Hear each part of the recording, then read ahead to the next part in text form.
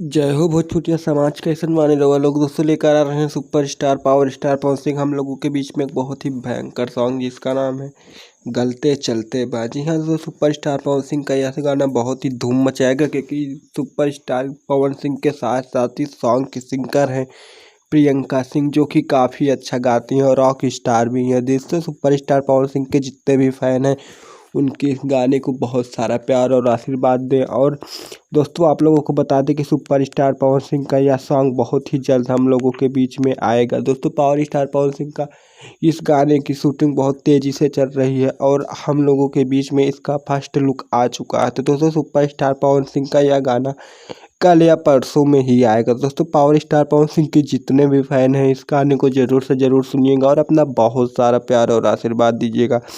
दोस्तों, सुपरस्टार पवन सिंह के जितने भी फैन हैं हमारे इस चैनल को सब्सक्राइब कर लीजिए, क्योंकि हम अपने इस चैनल पर सुपरस्टार पवन सिंह से जुड़ी सबसे पहले ट्रेंडिंग न्यूज आपको देते हैं। मिलते हैं नेक्स्ट वीडियो में, तब तक के लिए जय हिंद, जय भारत, जय भोजपुरी समाज।